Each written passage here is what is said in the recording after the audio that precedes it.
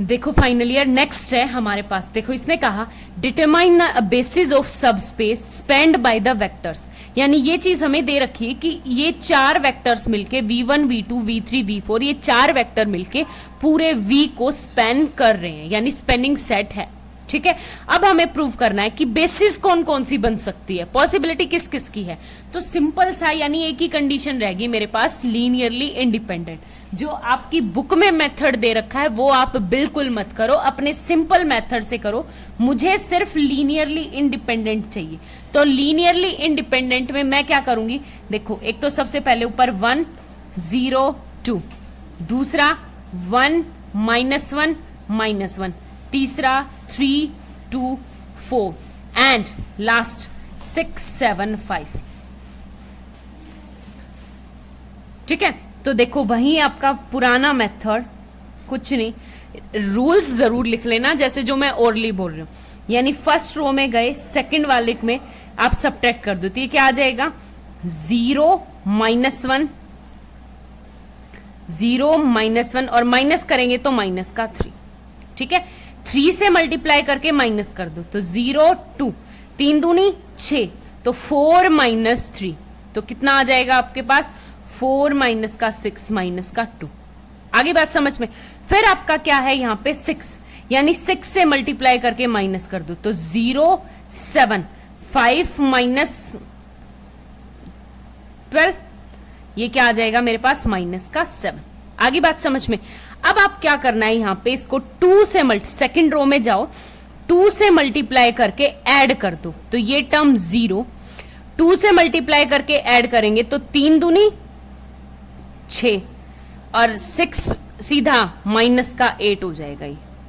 ठीक है, और इसमें 7 से मल्टीप्लाई करके मैं ऐड करूंगी तो ये 0, और ये क्या आ जाएगा आपके पास 7 से मल्टीप्लाई करके ऐड करोगे तो -3 माइनस का 7 माइनस का 7 21, तो कितना आ जाएगा माइनस का 28। ठीक है, अब इसमें से 8 से मैं डिवाइड कर दूंगी तो कितना आ गया आपके पास 1। देखो इस तरह 1 0 2 0 -1 -3 0 0 1, और इस 1 को मैं 28 से मल्टीप्लाई करके माइनस कर दूंगी तो 0 0। ठीक है, तो एक बात बताओ, ये 3 रो ही है मेरे पास है जो क्या है मेरे पास लीनियरली इंडिपेंडेंट, और ये तीनों रो कौन सी है 1 2 3 वेक्टर से आई है। तो 1 2 3, तो आपके बेसिस में सिर्फ कितने वेक्टर्स हैं v1 v2 v3, यानी ये क्योंकि ये लीनियरली इंडिपेंडेंट है। आगे बात समझ में। हो गया बेसिस स्पेनिंग सेट, तो मुझे दे ही रखा था, यही प्रूव करना है। तो आप अपनी एक्सरसाइज के सारे क्वेश्चंस और इस तरह के एग्जांपल्स जो बाकी बचे हुए हैं वो आप इसी मेथड से सॉल्व करना। आगे बात समझ में। नेक्स्ट है आप लोगों का 10th एग्जाम्पल है। इसने कहा एक्सटेंड करना है। अब एक्सटेंड में आपके पास कोई भी वेक्टर एक्सटेंड किया जा सकता है, जरूरी नहीं, क्योंकि इनफाइनाइट वेक्टर्स होते हैं हमारे पास जो लीनियर। कैसे? जरूरी नहीं है कि आप बुक की भाषा रटो, कुछ नहीं। एक बात बताओ, R3 की डायमेंशन कितनी है 3, तो इसके मतलब यहां पे 3 मैक्सिमम लीनियरली इंडिपेंडेंट सेट हो सकते हैं। ठीक है, और वही क्या बनेगी आपकी बेसिस। तो मैं इन वेक्टर्स को लिखती हूं सबसे पहले, तो ऊपर 2 -1 4 0 1 2, तो एक फर्स्ट रो में गए first element select, second row में गए सेकंड एलिमेंट, हमें थर्ड रो का और चाहिए, तो मैं क्या ऐड कर दूं 0 0 1, तो ये मैंने क्या कर दी एक्सटेंड कर दी, बन गए ना 3 लीनियरली इंडिपेंडेंट सेट। आगे बात समझ में। हो गया हमारा आंसर, बस यही। तो एक्सटेंडेड कौन सा हो गया ये, आपकी बुक में बेशक 1 0 0 दिख रखा हो, कोई फर्क नहीं पड़ता, आप इससे कर सकते हो 0 0। डायरेक्ट मैट्रिक्स फॉर्म बनाओ, मैट्रिक्स फॉर्म में फर्स्ट रो में गए वहां पे एलिमेंट सेलेक्ट, सेकंड रो में, तो मेरा थर्ड यानी 3 × 3 की मुझे 3 लीनियरली इंडिपेंडेंट रोज चाहिए, तो आप कौन सी ऐड कर दो आप 0 0 1। तो अब आपके बेशक चेक कर सकते हो 2 -1 4 0 1 2 एंड 0 0 1, ये 3 वेक्टर्स क्या होंगे आपके बेसिस फॉर्म करेंगे।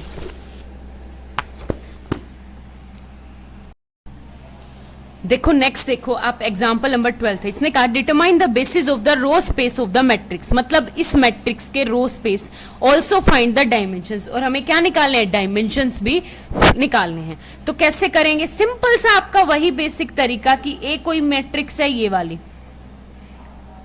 1 3 -1 and 2, ठीक है। मैं पेंसिल से लिख रही हूं ताकि देखो 0 11 क्या है, हाँ 11 -5 and 3, ठीक है।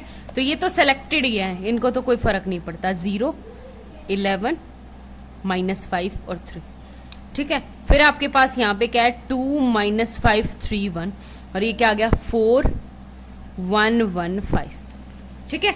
वही आप फर्स्ट रो में जाओ, फर्स्ट नीचे वाला 0, इसको 0 बनाना, तो इसको 0 कैसे बना सकते हैं, 2 से मल्टीप्लाई करके माइनस कर दो, तो ये वाली टर्म 0 एंड 2 से मल्टीप्लाई करके 3 2 जा 6, 3 2 जा 6 करेंगे तो ये 6 माइनस 6, तो ये क्या आ जाएगा मेरे पास माइनस का 11, 3 से मल्टीप्लाई करके माइनस, तो 3 3 जा,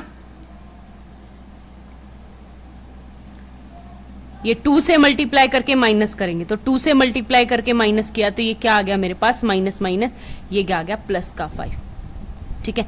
2 से मल्टीप्लाई करके 1 -4 यानी माइनस का 4, ठीक है। आगे बात समझ में, 1 माइनस 4 माइनस का 3 आएगा, ठीक है, हो गया क्लियर। अब एक बात है, 11 -5 3 -11 5, तो डायरेक्ट 0, यानी ये पूरी टर्म क्या हो जाएगी आपके पास 0, ठीक है।